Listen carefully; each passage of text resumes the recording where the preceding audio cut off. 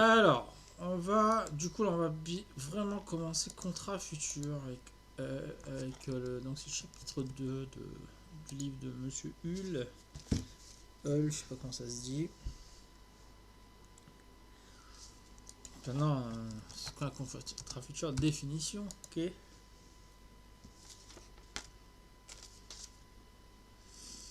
Donc ça, alors, définition. Il y a plusieurs parties de la définition.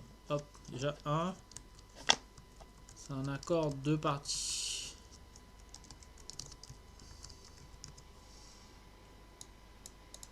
Ok. Alors l'accord il porte sur accord sur achat ou vente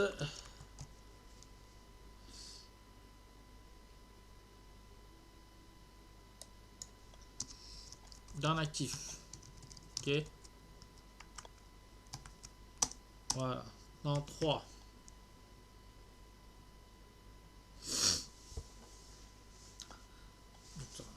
On reprend. Alors, doucement. Alors, futur, c'est quoi? C'est un contrat, c'est un accord en deux parties. Donc, hop, hop. Partie 1, partie 2. Sur l'achat ou la vente d'un actif. Hop. Ouais, par exemple, ça c'est le Bitcoin. Hop. Maintenant, pour l'instant, ça ressemble à une transaction classique, il n'y a pas de grosse différence. Sauf que voilà, le futur, maintenant, le mot futur, il va prendre tout son sens.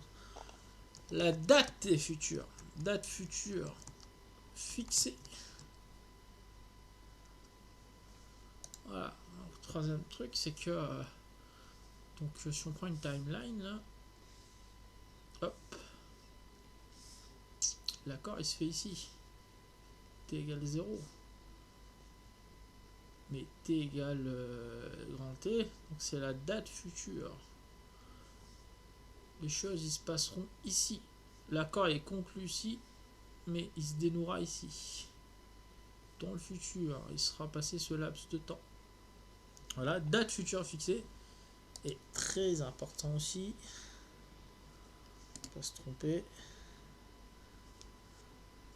Pour un prix convenu d'avance. Prix convenu.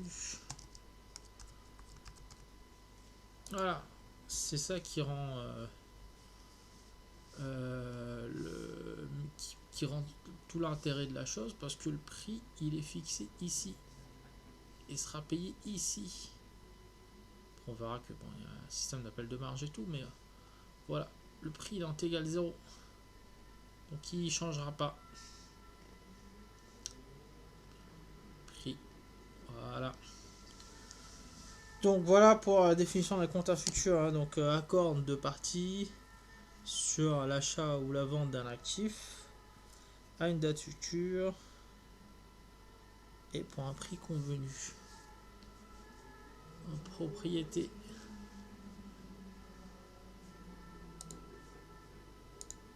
Je vais juste ouvrir ça, hop. Hop. Est-ce qu'on va regarder les trucs là? Alors. Propriété 1.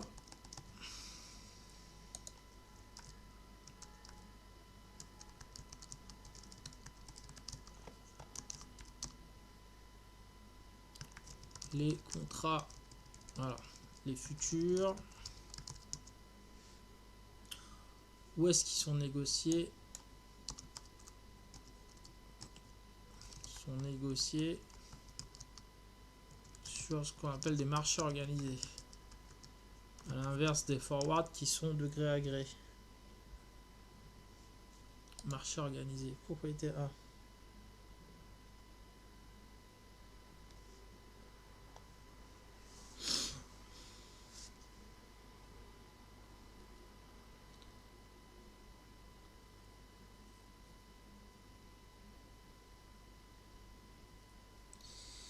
Alors, les... Ah, propriété 2. Le contrat est standardisé. Standardisé par qui? par l'autorité de marché.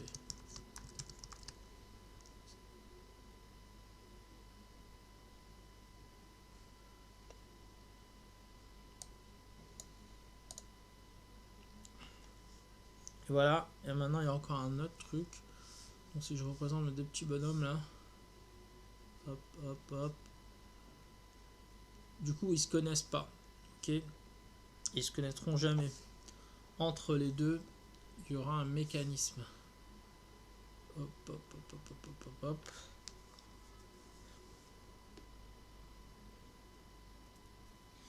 Imaginons que ce soit lui l'acheteur et lui le vendeur. Bah, ce mécanisme il permettra de réaliser toute la transaction sans qu'ils aient besoin de se rencontrer. Voilà. On va l'appeler mécanisme. Mécanisme. Voilà. Donc aux États-Unis, les contrats de futurs sont le Chicago Board of Trade. Voilà. Alors on va taper Chicago Board of Trade. Hop. Enfin un tour dessus. Voilà. Donc c'est le leader mondial pour les dérivés. Ce qui est des futurs là, markets, on va regarder vite fait.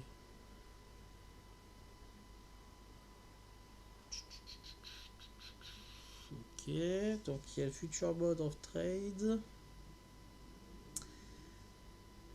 Alors il y a le Chicago Mercantile Exchange. Chicago Mercantile Exchange. Hop, voilà, hop, c'est le même groupe. Ah, lui il a enfoncé directement. Ah, je dirais que c'est le même. Ok, ok. Voilà. En Europe, c'est l'IFEX, bon, on s'en fout.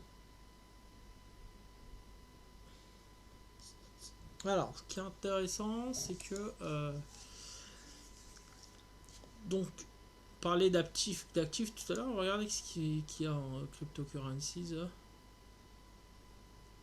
Et intéressant, il a des futurs, même des options sur le Bitcoin. Là. Donc ça doit être le code.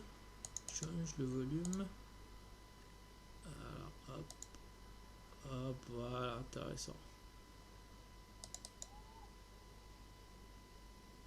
Alors, là, au moment où je parle, alors le Bitcoin il est à 22 716 après que donc on est le 27 donc la Réserve fédérale vient d'annoncer d'augmenter le taux de 75 points de base tout à l'heure. Donc je pense que ça fait baisser un peu le truc. Bon, 22 716 donc du coup de juillet on a des futurs ah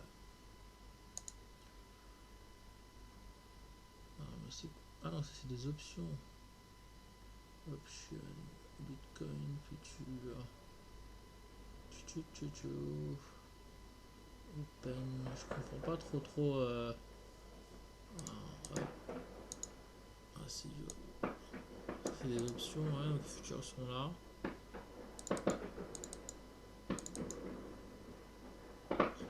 Du coup, c'était quoi le strike? Bon, en gros, voilà. De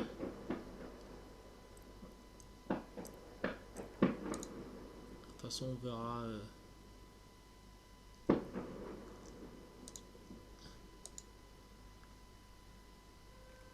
Voilà, donc voilà, c'était pour les futurs, ce qui est intéressant. Tout portfolio, ok. Voilà, pour les futurs. Et on va passer donc tout le chapitre 2.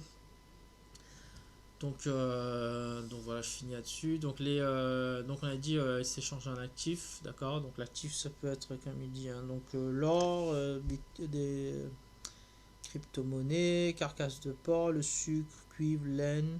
Après, des actifs financiers peuvent être des indices d'action, devises, obligations du trésor, etc.